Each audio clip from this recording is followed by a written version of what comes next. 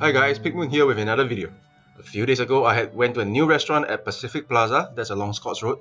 Check out the link below, where the much touted one-star Michelin Calms roast from Hong Kong had opened.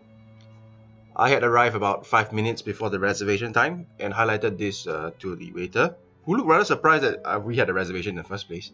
This reservation, by the way, required a $20 deposit, and we were told casually to wait for 10 minutes, essentially to join the line or the queue that was already there.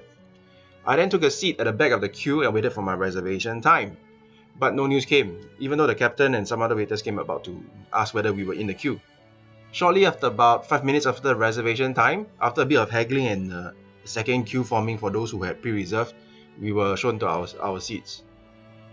This meal was pre-booked through Chope, and the items on the menu for this set were pickled red cucumbers, a stir-fried vegetable, wonton mee, a quarter of their famous roast duck, and 2 types of char siu.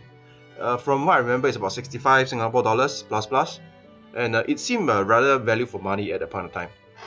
The sequence of the set meal was not in order, and that's why you see the char siu actually arrived first. And oddly, they only served green chili for the day. I did not know that there was a XO chili sauce until I had returned home that day and I went on Facebook. It's kind of odd to actually eat roast duck with only green chili, isn't it? The duck was juicy, but not as flavorful as our local versions in Singapore. There wasn't any evident burn marks, but the taste was there. And the char siu was nicely roasted, with a kind amount of as in fat included for one of the 2 versions, but not too fatty in my own humble opinion. And it will be graded as good. So I would say for all the above comes is about 2 stars out of 5.